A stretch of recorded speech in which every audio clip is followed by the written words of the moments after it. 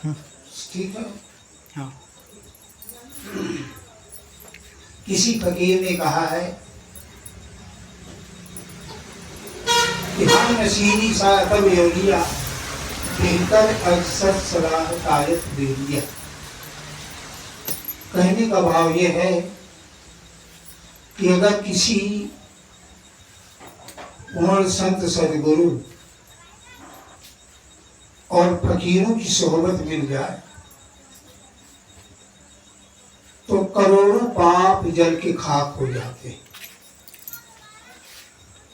थोड़ी देर के लिए। इसी बात को गोस्वामी तुलसीदास जी ने भी कहा है कि एक घड़ी आधी घड़ी आधी से पुनियात तुलसी संगत साधकी कटहि कोटि अपराध। कभी कभी हमारे मन में आता है कि इतने दिनों से सत्संग सुनते हो गए और हमारे पापों का खात्मा नहीं हो रहा और महिमा इतनी बताई जा रही। तो पहली बात तो हमारे पाप इतने हैं बेअंत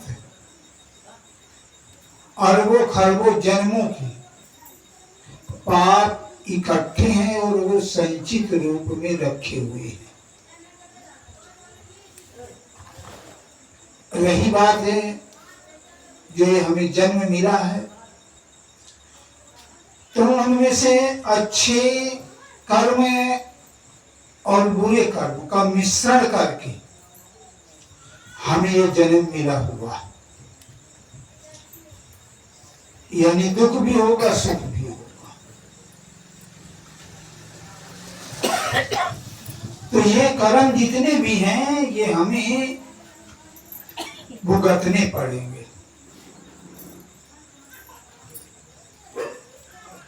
अगर हमने नाम की भक्ति किया, गुरु की बताई हुई भक्ति किया तो उसमें थोड़ा सा बचाव होगा।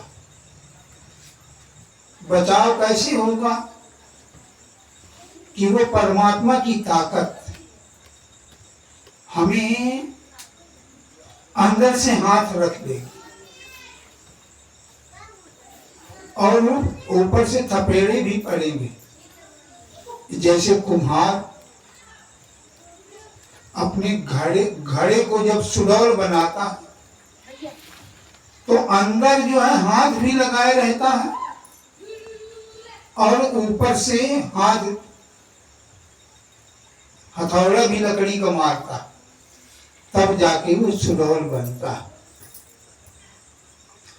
तो जिसको संत सद्गुरुओं की बताई हुई भक्ति के अनुसार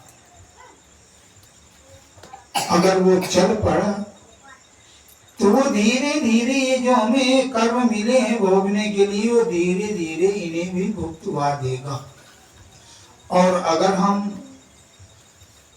उनके कहने के अनुसार भजन सिमरन करते रहे तो जितने भी वो संचित कर्म हैं वो सब दग्ध हो जाएंगे। जैसे हम फसल गेहूं की बोते हैं तो कुछ तो फसल हम रख देते हैं बीज बोने के लिए और कुछ अपने यूज के लिए अलग रख लेते हैं। तो जो यूज के लिए रखे हैं उन्हें तो खाने पीने से ही खत्म होंगे, लेकिन जो बोने के लिए रख दिया है उनको अगर जला दिया जाए, भूंज दिया जाए तो वो फिर नहीं उगेंगे। इसी तरह जो हमारे संचित कर्म हैं आगे जन्मों के लिए अगर हम भजन सिमरन करते हैं तो वो संचित कर्म हमारे दग्ध हो जाएंगे।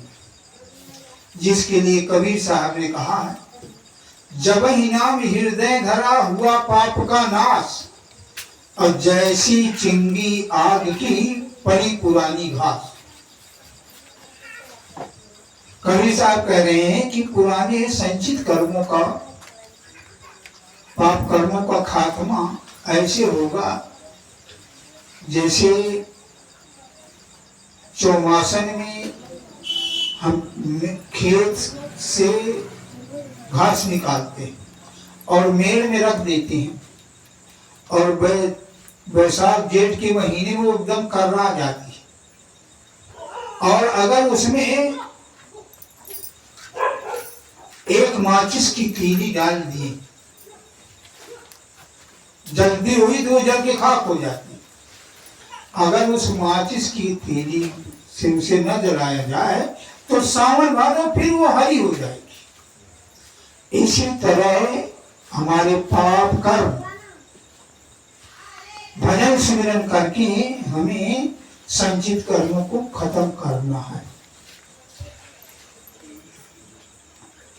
अगर हम भजन ना करें और सोचें कि नाम भी ले लिया है, सत्संग में भी जाते हैं, तो लाभ तो मिलेगा, लेकिन और जन्म लेना पड़ेगा। लाभ तो मिलेगा क्योंकि नाम का बीज पड़ गया ना, तो जन्म और मिलेगा, लेकिन जब तक पूरे पाप कर्मों का खात्मा नहीं हो जाएगा तब तक हमें मोक्ष नहीं मिलेगी, जन्म मरण नहीं छूटेगा।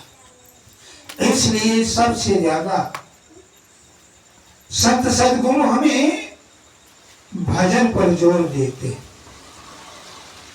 भजन पर जोर देते। और अगर हम भजन नहीं करेंगे तो अगले कई जन्म लेने पड़ेंगे। इसलिए हमें सबको चाहिए कि गुरु के बताए हुए रास्ते में चलते हुए और भजन सिमरन जरूर करें। लेकिन भजन करने के लिए हम इतना बहाना बना देते हैं, इतना बहाना बना देंगे, चैत में आएगा तो कहेंगे गेहूं काट रहे थे, धान लगाने का समय आया तो कहेंगे ये धान लगा रहे हैं, जाड़ा जब आएगा तो कहेंगे जाड़ा बहुत हो रहा, गर्मी अगर आई तो कहेंगे गर्मी कब बहुत हो रही है। भजन किस टाइम करें? लेकिन विचार करें, हम इतना बहाना हम बना तो रहे, लेकिन अगर हम सोचें कि आज हम पेड़ लगा करके आए तो फिर आज हमें खाना नहीं खाना चाहिए, स्नान नहीं करना चाहिए, चाहे जिस ऋतु में हो। हम नहाते हैं, धोते हैं, रोज की सब जितने क्रियाकलाप सब करते हैं, खाना भी खाते हैं, और भजन करने के लिए मन बहाने ढूंढ लेता है। जितना आप थक करके आए, आजमा लीजिए, थक करके आइए और जितना भी हो सके भजन में आप बैठिए, जितना हो सके। आप ध्यान में बैठेंगे, आपको बहुत आनंद मिलेगा, बहुत आनंद मिलेगा, बहुत संतोष होगा। विशेष करके ये जो समय चल रहा है, ये सावन का महीना चल रहा है, चतुर्मासा चल रहा, चतुर्मासन में तो भजन ध्यान बहुत बढ़िया बनता, सत्संग सुनने में मन लगता, जो भी काम करोगे धर्म के नाम पर बहुत अच्छा लगेगा, आनंद आएगा, रस आएगा। क्यों आएगा?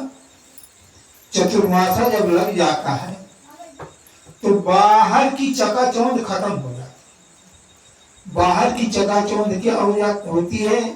शादी ब्याह, देखोई, बयाना, बट्टा, जितने भी हैं ये सब खत्म हो जाते हैं चौमासा में। पुराने जमाने में लोग हल जोता करते थे।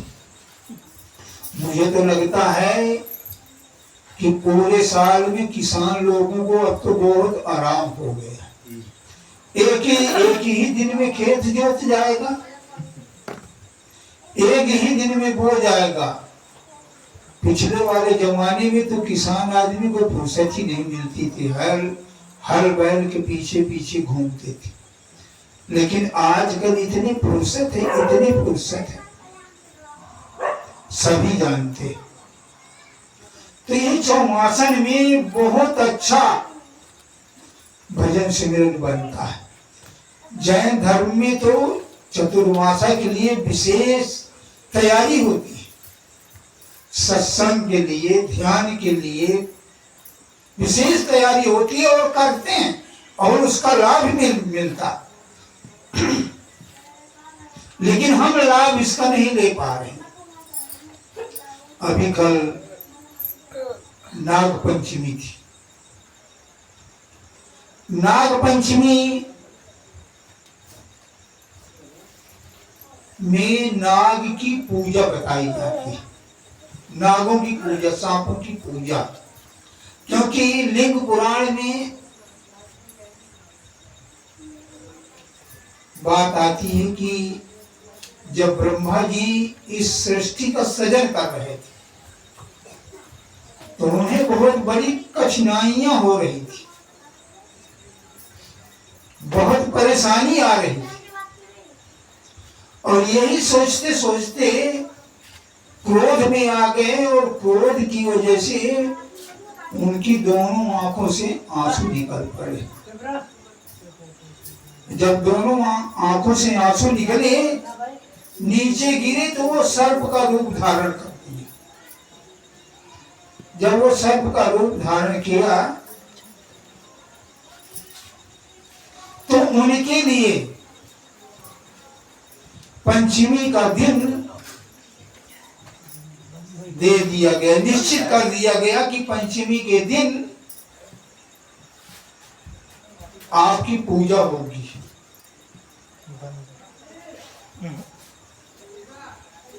पंचमी के दिन आपकी पूजा होगी और वो दिन आपके लिए दिया गया। और ये भी कहा जाता है कि जो कोई उस दिन पूजा करेगा उसके घर में लक्ष्मी का आवागमन होगा, लक्ष्मी का वास होगा और सर्प की जहर से वो बचेगा। ये कथाएं अनेकों प्रकार की चल रही हैं, लेकिन मेरे हिसाब से सब कपोल कथाएं हैं। क्योंकि एक ऐसी भक्ति है जिस भक्ति में सारी भक्ति समाई हुई है, सभी भक्तियों का उसमें जोड़ है। और वो कौन सी भक्ति है? गुरु भक्ति, यानी गुरु की बताई हुई भक्ति में सब भक्तियों का फल समाया हुआ। शंकर जी खुद कह रहे हैं, सब कर फल हरिभक्त सुहाई, संत बिना काहू नहीं पाई। जहां लग साधन वेद बखानी, सब कर फल हरिभक्त भवानी। कहते हैं ए उमा, सभी भक्तियों का फल संत सदगुरुओं की बताई हुई भक्ति में समाया हुआ है। जहां लग साधन वेद बखानी, और सब कर फल हरिभक्त भवानी। और वो भक्ति का साथ में कह रहे हैं कि वो भक्ति किसी संत सदगुरु से मिलेगी जिसमें सभी का फल समाया हुआ है, और वो है गुरु भक्ति। शंकर जी कह रहे हैं, धन है वो गांव, धन है वो माँ बाप, धन है वो जिगर, धन है वो हृदय, धन है वो खून, जहां पर गुरु भक्ति हो रही। श्री रामचरितमानस में गोस्वामी तुलसीदास जी के माध्यम से शंकर जी की वाणी आती, कह रहे हैं धन्य धन्य माता पिता, धन्य हृदय अनुराग, अधन्य ग्राम वो जानिए, जहाँ जन्मे गुरु भक्त। कहते हैं धन्य है वो गांव जहां पर गुरु भक्ति का जन्म हो गया। तो गुरु भक्ति में आजकल सावन का महीना चल रहा है, कांवड़ वाले बहुत चल रहे हैं। जानते हो कांवड़ वाले जो जल चढ़ाने जाता है, कोई बैजनाथ जाता है, कोई रामेश्वरम जा रहा है, कोई कहीं जा रहा है, कोई कहीं जा रहा है। लेकिन इन कांवड़ियों में आधे से ज्यादा हुल्लड़बाज होते, आधे से ज्यादा। क्योंकि सबसे पहली बात पैदल चलना होता, और जो पैदल चलेगा जरा यंग मैन होगा, जवान होगा, वो ही जाएगा। और पूरी रास्ता में गांजा भांग ढूंढते रहेंगे, कहेंगे भोले बाबा का प्रसाद है, भोले बाबा का प्रसाद है पूरे रास्ता में। और धंधेबाज भी रास्ते में बैठे हुए हैं, गांजा और भांग की दुकान खोल खोल करके बैठे हैं। उन्हें पता है कि कांवड़िया बगैर गांजा भांग के नहीं चलते। गांजा भांग पी पी करके पूरी रास्ते में हुल्लड़बाजी, हल्ला गुल्ला, शोर मचाते चलते। 50% यहां तक कि पीछे से कोई वाहन आ रहा है, ट्रक आ रहा है, तो जानबूझ करके पूरी सड़क में फैल जाएंगे, पूरी सड़क पर फैल जाएंगे, उसे निकलने नहीं देंगे। वाहन को खड़ा करना पड़ता, क्योंकि अगर वो जोर जबरदस्ती करेगा तो चोट किसी के लगेगी, और जब चोट लगेगी तो तुरंत दंगा हो जाएगा। कांवड़ियों को चोट खिला दी, कांवड़ियों को एक्सीडेंट कर दिया, बहुत बड़ा दंगा होने का डर। इसलिए जितने भी वाहन है बड़े सतर्क से, बहुत से लोग तो अपने ट्रक खड़े कर दिए हैं जब तक ये सावन चलेगा। क्योंकि मैं आपसे बताया कि आधे से ज्यादा इसमें हुल्लड़बाज होते, श्रद्धालु बहुत कम ही होते। लेकिन अगर विचार किया जाए, कलयुग में विशेष करके ये सब कुछ करने की जरूरत नहीं है, बिल्कुल नहीं। और ना ही ये भक्ति कबूल है, ये मैं नहीं कह रहा हूं, महापुरुष कह रहे हैं। जितने बाहरमुखी कर्मकांड की और ये जितनी भी भक्तियां हैं, ये सब निष्फल है, कुछ करने की जरूरत ही नहीं। गोस्वामी तुलसीदास जी ने कहा है, जब जोग विराग महामक साधन दान दया दम कोट करे, मुनि सिद्ध सुरेश गणेश महेश सुसेवत जन में अनेक मरे, निगमागम ज्ञान पुराण पढ़े, तप साधन में जुग पुण्य जरे, मन सोपन रूप कहे तुलसी, सतगुरु बिन दुख कौन हरे। गोस्वामी तुलसीदास जी कह रहे हैं, चाहे शेष को जप ले, चाहे महेश को जप ले, चाहे वेद को पढ़ ले, पुराण को पढ़ ले, यानी कुल मिलाकर के जितनी चाहे भक्ति कर ले, अगर जीवन में कोई संत सदगुरु नहीं मिला तो ये सब कलयुग में थोथा, कलयुग में थोथा है। कलयुग के लिए तो सिर्फ कहाँ भक्ति पथ कौन, कहते हैं कौन सी भक्ति करूं, सिर्फ नाम की भक्ति के लिए बताया है, सिर्फ नाम। कलियुग केवल नाम धारा, असुमिर सुमिर नर उतरे, बस। और वो नाम कहाँ मिलेगा? गोस्वामी तुलसीदास जी कह रहे, भेद जाए बिद नाम में, गुरबिन जान न कोय, और तुलसी कहे विनीत बर जे विरंजसी हो। कहते हैं वो नाम का भेद कहाँ मिलेगा? किसी संत सदगुरु से मिलेगा।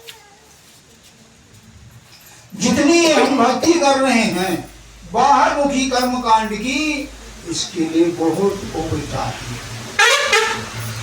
बहुत उम्र चाहिए। सतयुग में इंसान की आयु 1,00,000 वर्ष बताई जाती, और श्रृंगी ऋषि विश्वामित्र सुना है कि 80-80 हजार वर्ष तपस्या किया, तो इसका मतलब जरूर रहा होगा ऐसा समय। 1,00,000 वर्ष सतयुग में, और जब 1,00,000 वर्ष आयु होती थी तब तमाम तरीके की यज्ञ, हवन, पूजा पाठ सब करते, क्योंकि कई बहुत समय चाहिए ना। त्रेता में 10,000 वर्ष की आयु हुआ करती थी, द्वापर में 1,000 वर्ष आयु होती थी, कलयुग में मात्र 100, और अब इससे भी कम होने जा रहे हैं। अब तो 80-85 में काम हो जाता, बिरले कोई 100 जा रहा,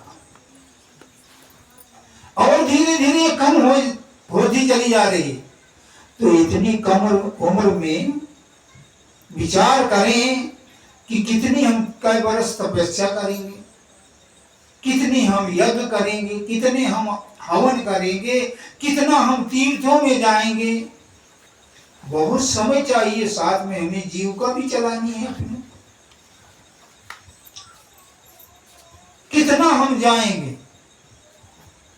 इसलिए महापुरुषों ने सब कुछ खत्म कर दिया, सब कुछ खत्म कर दिया, पूजा पाठ जप तप सब कुछ खत्म कर दिया है, और हमारे लिए बताया गया है कि नाम की भक्ति कर लीजिए, और वो नाम कहाँ मिलेगा? किसी संत सदगुरु से मिलेगा, और उसी में सारे दुखों का छुटकारा पाने का नुक्ता रखा हुआ। और अगर ये बाहरमुखी कर्मकांड की भक्ति, पहली बात तो ये जितनी भी भक्ति चल रही है, जितनी भी भक्ति चल रही है, इसमें 75% छल कपट झूठ लगा हुआ। क्योंकि सतयुग में छल कपट झूठ नाम मात्र का था, नाम मात्र का सतयुग में। और त्रेता में 25% आ गया, छल कपट झूठ 420 ही कहने, 25% आ गया। तमाम प्रमाण मिलते हैं। रावण ने आखिर कपट से ही तो साधु का भेष बनाया और सीता को हर ले गया। यहां तक कि राम ने भी बाल को छुप करके मारा, सोने का हिरण समझ करके उसे भी मार दिया। 25% त्रेता में आ गया छल कपट झूठ। द्वापर में 50%, द्वापर में 50% झूठ छल कपट आया। महाभारत से पता चलता है जब कौरवों पांडवों में जुआ खेला गया तो शकुनी के माध्यम से कितना छल कपट करके पासा फेंका जाता था ताकि इनकी हार हो। आखिर झूठ छल कपट तो ही मिला था। कृष्ण भगवान भी कभी उधर हाथ देते थे, कभी उधर हाथ देते थे।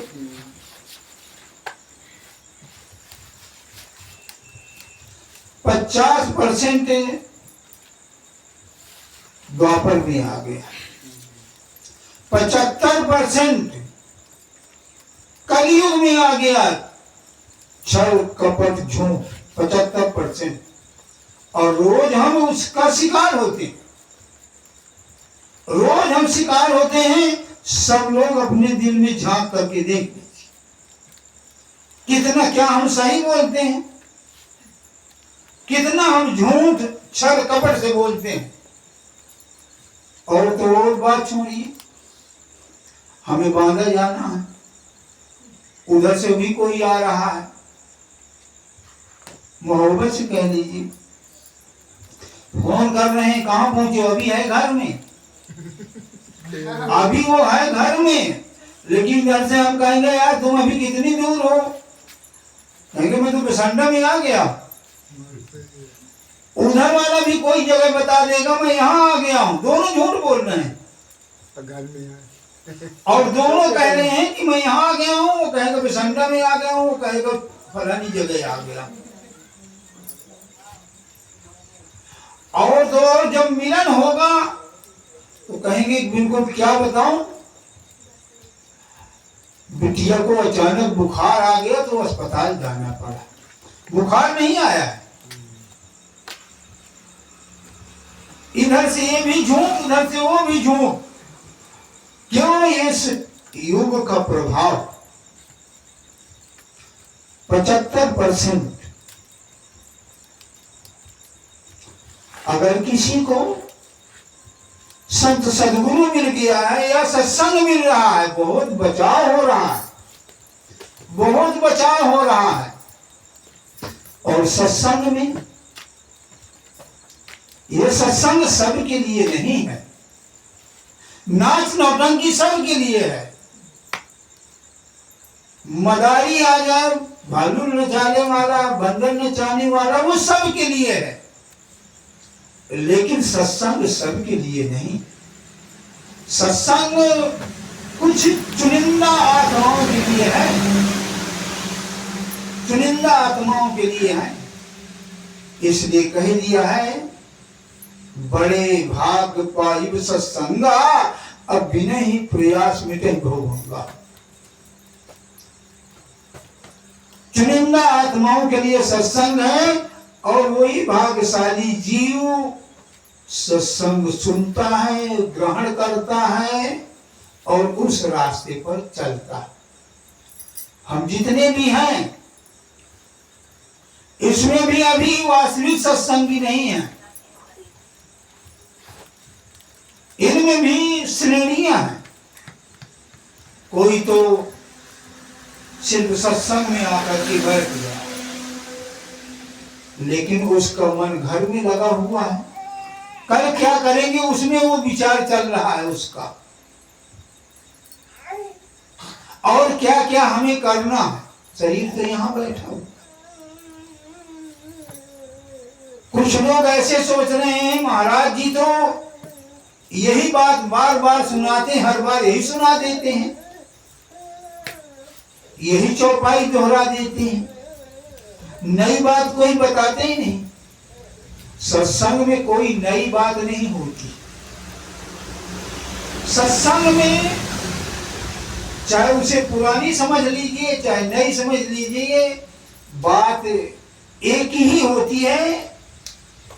वो कौन सी बात होती है कि अपनी आत्मा परमात्मा से जोड़ दीजिए, बस हो। अपनी सूरत को शब्द से जोड़ दीजिए। कबीर साहब ने इस सत्संग का निचोड़ बताया है, एक लाइन में बता दिया है। कबीर साहब तो कह रहे हैं मैं आधी लाइन में कह रहा हूं। कबीर साहब कह रहे हैं, आधी साखी कबीर की कोट ग्रंथ कर जाने, नाम सत्य जग झूठ है, सूरत शब्द पहचान। बस हो गया। अपनी सूरत को शब्द से जोड़ दे, बस इतना सा सत्संग है और इतने से सारे दुखों से छुटकारा हो जाएगा।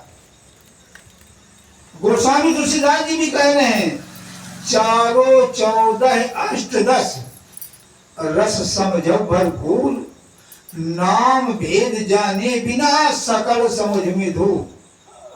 वो भी यही बात कह रहे हैं कि उस नाम को, उस परमात्मा को जाने बगैर चाहे चारों वेद पढ़ लो, चाहे 18 पुराण पढ़ लो, चाहे 6-7 पढ़ लो, 9 व्याकरण पढ़ लो, और भी जितने धर्म ग्रंथ हैं, बाइबिल है, गुरु ग्रंथ है, कुरान है, चाहे जितना कंठस्थ कर लो, लेकिन नाम का भेद अगर नहीं जाना, नाम का भेद नहीं जाना, तो ये जितनी भी हमारी जानकारी है सब मिट्टी में मिल गई। इसलिए हमें महापुरुष बार बार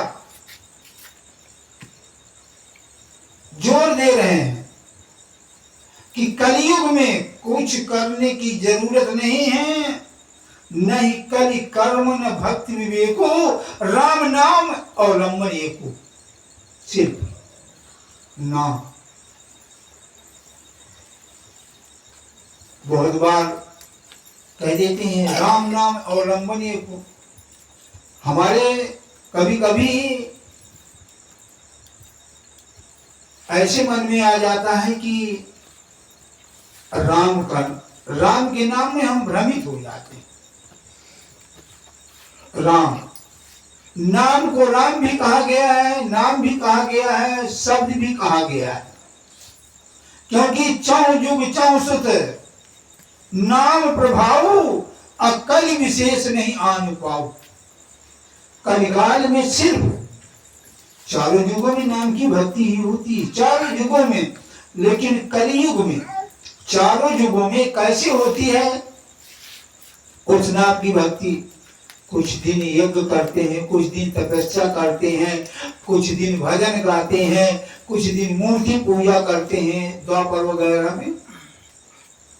इसके बाद वो धीरे धीरे धीरे धीरे जब जाकर के वो नाम की भक्ति में आते हैं, क्योंकि समय इतना लंबी, इतनी आयु कि धीरे धीरे उस नाम की भक्ति हम कर पाते हैं।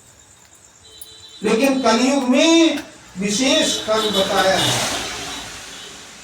और साथ में ये भी कह रहे हैं कि कलयुग जैसे कोई युग ही नहीं है भक्ति करने में। कलयुग समयुग आन में जो नर कर विश्वास, अगाई राम गुण गण विमल भवतर भी नहीं प्रयास। कहते कलयुग में नाम की भक्ति करके बिना प्रयास के, बगैर कुछ किए हुए, और भव सिंध सागर से पार हो जाए। सतयुग में भक्ति होती थी यज्ञ वगैरह,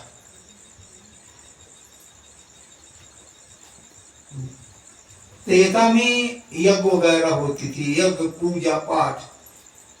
सतयुग त्रेता द्वापर पूजा मखेर जोग, और जोगत हो ही सो कलि हरि नाम के पावो ही लोग। कहते हैं जितने भी सतयुग त्रेता द्वापर में भक्ति होती थी, कम समय में और नाम की भक्ति करके और सिंध सागर से पार हो जाए। सबसे पहली बात तो हम जो इतनी थोड़ी सी भक्ति करते हैं, काहे के लिए करते हैं? हमारे घर में खूब पैसा आ जाए, हमारे खूब बच्चे हो जाए, हमारी बीमारी ठीक हो जाए, हमारा भूत प्रेत ठीक हो जाए। सिर्फ इसके अलावा और हम भक्ति नहीं कर रहे हैं। हकीकत में ये भक्ति इन सब चीजों के लिए नहीं, ये भक्ति मात्र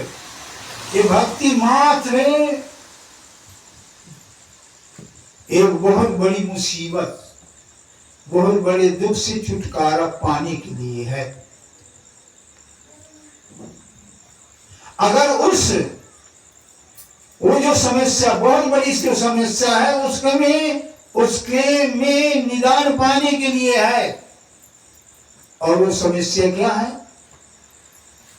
जन्म मरण मौत, सिर्फ उसके लिए है। लेकिन हम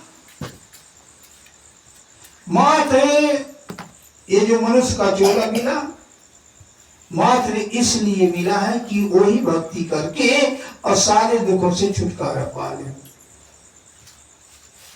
लेकिन हम सोच रहे हैं हमारी बीमारी ठीक हो जाए, हमारे घर में पैसा आ जाए, हमारे घर में खूब बाल बच्चे हो जाए। सिर्फ हुजूर के पास ही महाराज कहा करते थे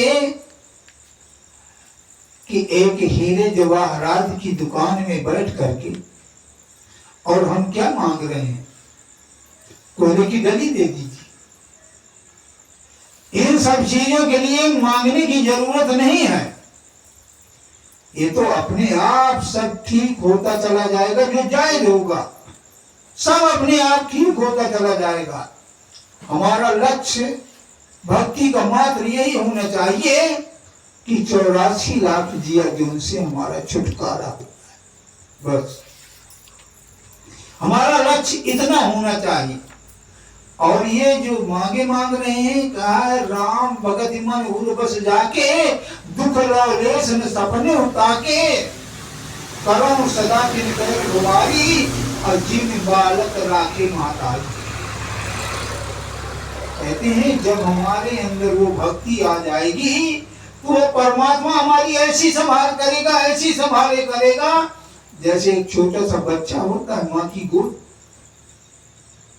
उसे ये फिक्र नहीं होती कि मुझे लैट्रिन कब जाना है, मुझे कब कोई नहलाएगा, मुझे कब भोजन पानी कौन देगा।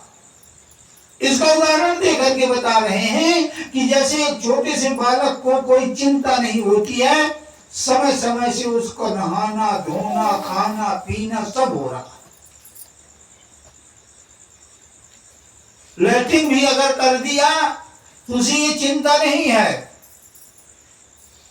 माँ अपने आप संभाल कर रही है, साफ कर रही है। इस तरीके का है जिम लाखे बालक महतारी, ऐसी वो संभाल करेगा, ऐसी वो संभाल करेगा कि जैसे माँ अपने बच्चे की संभाल करता है। उसके लिए मात्र हमें क्या करना है?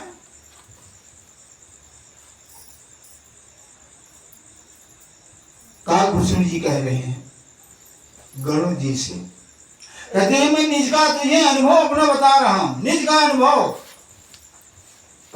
कह रहे हैं, निज अनुभव अब कहो खगेशा, अब बिन हरि भजन न जाहि कलेसा। बिन हरि भजन न जाहि कलेसा। बस मेन बात है यहां पर हो गई, बिन हरि भजन न जाहि कलेसा। लेकिन कभी कभी हम अर्थ भी अपने मन का सोच लेते, अपने मन का अर्थ लगा लेते हैं। जैसे एक बार एक जगह सत्संग हो रहा था, सत्संग समाप्त हुआ तो बहुत से भाई बहन अपना दुखड़ा सुनाने के लिए महात्माओं के पास जाते हैं। तो एक औरत थी तो वो भी गई, उसका पति खत्म हो गया था, 4 साल हो गए थे। तो कहने लगी महाराज दया कीजिए, बहुत तकलीफ है मुझे। तो महाराज जी ने कहा हर भजन कर लिया कर, हर भजन कर ले, तेरे सारे कलेश दूर हो जाएंगे। अब वो जब घर गई तो किसी मंचले से बताया कि मुझे तो है महाराज जी ने कहा हरि भजन कर ले, तेरा सारे कलेश दूर हो जाएंगे। तो उसने वो आदमी ने कहा अरे बस तुझे तो क्या सारा काम बता तो दिया। कहने लगा क्या? तो पड़ोस में एक आदमी का नाम था हरिभजन, हरिभजन नाम था। तो उसने कहा जब सही सही बता तो दिया, और उसकी पत्नी खत्म हो गई थी। तो कहती बस जब बता दिया है तो अब क्या पूछना है, हरिभजन से अपने शादी कर ले। महाराज जी ने जब कहा कह दिया है हरिभजन कर ले, तेरे सारे कलेश दूर हो जाएंगे। और वहां पर जो है संदेशा गया, दोनों तरफ से बात बन गई। जब दोनों तरफ से बात बन गई, दोनों की शादी हो गई, इकट्ठा रहने लगे। कुछ दिनों के बाद तमाम सारे बच्चे हो गए। अब जब बच्चे हो गए तो किसी को लंगोटी नहीं, किसी को पैजमिया नहीं, किसी को कुछ नहीं, किसी को कुछ नहीं।